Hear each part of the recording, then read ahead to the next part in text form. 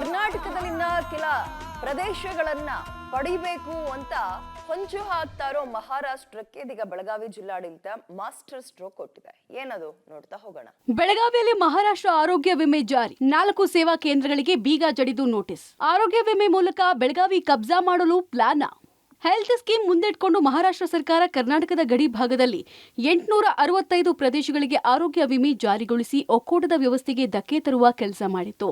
ಯೋಜನೆ ಜಾರಿಗಾಗಿ ಬೆಳಗಾವಿಯಲ್ಲಿ ನಗರದಲ್ಲಿ 4 ಸೇವಾ ಕೇಂದ್ರಗಳನ್ನು ತೆರೆದು ಅಪ್ಲಿಕೇಶನ್ ಪಡೆಯುವುದಕ್ಕೆ ಕೂಡ ಶುರು ಮಾಡಿದ್ರು. ನಾಳದ್ರೋಹಿ ಎಂಇಎಸ್ ಕಾರ್ಯಕರ್ತರನ್ನ ಬಳಸಿ ಬೆಳಗಾವಿಯಲ್ಲಿ ತನ್ನ ಯೋಜನೆಯನ್ನು ಜಾರಿಗೊಳಿಸಿದ್ದ ಮಹಾರಾಷ್ಟ್ರ ಸರ್ಕಾರ ಬೆಳಗಾವಿ ಗೋವಾ ಬೇಸ್ ವೃತ್ತದಲ್ಲಿನ ಸಿಎಸ್ಸಿ ಸೇವಾ ಕೇಂದ್ರ, ಶಹಾಪುರ ಗೋವಾ ಬೇಸ್ ಡಾಕಾ ಬಂಗಳದಲ್ಲಿ ಇರುವಂತಹ ಸಿಎಸ್ಸಿ ಸೇವಾ ಕೇಂದ್ರ, ಶಿವಾಜಿನಗರ ಕಿಂಡಿ ಗಲ್ಲಿಯಲ್ಲಿ ತೆರೆಯಲಾಗಿದ್ದ ಕೇಂದ್ರಗಳಿಗೆ ಬೆಳಗಾವಿ ಆರೋಗ್ಯ ಇಲಾಖೆ ಅಧಿಕಾರಿಗಳು ಭೇಟಿ ಕೊಟ್ಟು ನೋಟಿಸ್ ಕೊಟ್ಟಿದ್ದಾರೆ. ಸೇವಾ ಕೇಂದ್ರಗಳಿಗೆ ಬೀಗ ಜಡಿದು ತನಿಖೆ ಮುಗಿಯೋ ತನಕ ಓಪನ್ ಮಾಡದಂತೆ ಬೆಳಗಾವಿ ಡಿಎಚ್ಒ ಡಾಕ್ಟರ್ ಮಹೇಶ್ ಕೋಣಿ ಖಡಕ್ ಸೂಚನೆ ಕೊಟ್ಟಿದ್ದಾರೆ.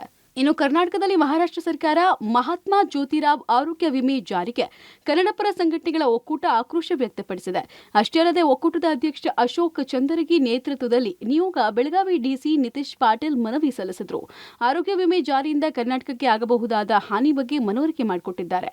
ಸದ್ಯ ಪ್ರಕರಣ ಸಂಬಂಧ ಬೆಳಗಾವಿ ಡಿಎಚ್ಒ ಪ್ರತಿಕ್ರಿಯೆ ಕೊಟ್ಟಿದ್ದು 4 ಸೇವಾ ಕೇಂದ್ರಗಳಿಗೆ ನೋಟಿಸ್ ಕೊಟ್ಟು ಬಂದ್ ಮಾಡಲಾಗಿದೆ ಎಂದಿದ್ದಾರೆ. ಇವಾಗ ತಮಗೆಲ್ಲ ಗೊತ್ತಿರುವಂತೆ ಮಹಾರಾಷ್ಟ್ರ ಸರ್ಕಾರದ ಸ್ಕೀಮ್ ಆದ ಮಹಾರಾಜ್ ಜ್ಯೋತಿರಾವ್ ಫುಲೆ ಜನ ಆರೋಗ್ಯ ಸ್ಕೀಮ್, ಈ ಸ್ಕೀಮ್ ಅಡಿಯಲ್ಲಿ ಕರ್ನಾಟಕ ಜನರನ್ನು ನೋಂದಣಿ ಮಾಡ್ತಾ ಇದ್ದಾರೆ ಅಂತ ಹೇಳಿ ಅದರಲ್ಲಿ ಪರ್ಟಿಕ್ಯುಲರ್ ಬೆಳಗಾಮಲ್ಲಿ ಇವು 4 ಕಾಮನ್ ಸರ್ವಿಸ್ ಸೆಂಟ್ರಲ್ಲಿಗೆ ನೋಂದಣಿ ಆಗ್ತಾವಂತ ಇವತ್ತು ನಮ್ಮ ಕಂಪ್ಲೇಂಟ್ ಬಂದಿತ್ತು. ಅದೇ ಇವತ್ತು ನಾವು DC ಅವ್ರ ಮಾರ್ಗದರ್ಶನದಂತೆ ಇವು 4 ಸೆಂಟ್ರಿಗೆ ನಾವು ವಿಸಿಟ್ ಮಾಡಿ ಈ 4 ಸೆಂಟ್ರಿಗೆ ನಾವು ನೋಟಿಸ್ ಕೊಟ್ಟು ಕ್ಲೋಸ್ ಮಾಡಿ ಬಂದಿದ್ದೀವಿ ಸರ್.